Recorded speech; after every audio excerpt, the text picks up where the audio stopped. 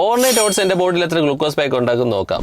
Overnight ഓട്സിന്റെ glucose spike check ചെയ്യണമെന്ന് പറഞ്ഞ് കണ്ടമാന മെസ്സേജസും കമന്റ്സും ആണ് എനിക്ക് കിട്ടിയിട്ടുള്ളത്. ഓവർനൈറ്റ് ഓട്സ് ഒരു ഹെൽത്തി ബ്രേക്ക്ഫാസ്റ്റ് ഓപ്ഷൻ ആണ്. ഓവർനൈറ്റ് ഓട്സ് പല രീതിയിൽ ഉണ്ടാക്കുന്നുണ്ട് ആൾക്കാർ. ഞാൻ ഈ ഓവർനൈറ്റ് ഓട്സ് ഉണ്ടാക്കിയത് റോൾഡ് ഓട്സ് ഉപയോഗിച്ചിട്ടാണ്. 3 ടേബിൾ സ്പൂൺ റോൾഡ് ഓട്സ് ഉപയോഗിച്ചു, 1 tablespoon chia seed, 1 teaspoon flax seed, അതിന്റെ കൂടെ 2 സ്ട്രോബെറി, 10 ബ്ലൂബെറിയും, പിന്നെ 1 ടേബിൾ സ്പൂൺ ഗ്രീക്ക് യോഗട്ടും, 100 ml ആൽമണ്ട് മിൽക്കും.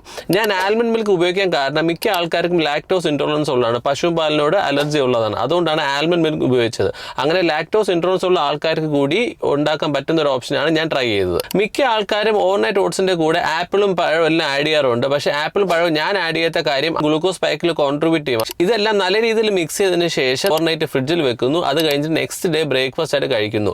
തീരെ ടൈം ഇല്ലാത്ത ആൾക്കാർക്ക് രാത്രി ഇത് പ്രിപ്പയർ ചെയ്ത് വെച്ചിട്ട് പോയാൽ പെട്ടെന്ന് ബ്രേക്ക്ഫാസ്റ്റ് കഴിച്ചിട്ട് പോകാൻ പറ്റും. അതൊരു നല്ല ഓപ്ഷനാണ്. ഓവർനൈറ്റ് ഓട്സ് കഴിച്ചതിന് ശേഷം എന്റെ ബോഡിയിൽ എത്രത്തോളം ഗ്ലൂക്കോസ് സ്പൈക്ക് ഉണ്ടാക്കി എന്നുള്ളത് ഈ CGM സെൻസർ യൂസ് ചെയ്ത് ഞാൻ നിങ്ങൾക്ക് കാണിച്ചു തരാം. ഓവർനൈറ്റ് ഓട്സ് കഴിക്കുന്നതിന് മുന്നേ എന്റെ റീഡിംഗ് 108 ആയിരുന്നു. 2 മണിക്കൂറിന് ശേഷമുള്ള ഗ്രാഫ് ഇതാണ്. അത് വലിയ സ്പൈക്ക് ഉണ്ടാക്കിയിട്ടില്ല. അത് 150 ക്രോസ് ചെയ്തിട്ടുമില്ല. ചിയ സീഡിലും ഫ്ലാക്സ് സീഡിലും ഗ്രീക്ക് യോഗട്ടിലും ഒരുപാട് പ്രോട്ടീൻ കണ്ടന്റ് ഉണ്ട്, അതുപോലെ തന്നെ ഫാറ്റ് കണ്ടന്റും ഉണ്ട്. അതുകൊണ്ട് ഇത് ഒരുപാട് സ്പൈക്ക് ഉണ്ടാക്കിയിട്ടില്ല. ഇതൊരു 3-3.5 മണിക്കൂറിന് ശേഷമുള്ള ഗ്രാഫാണ്.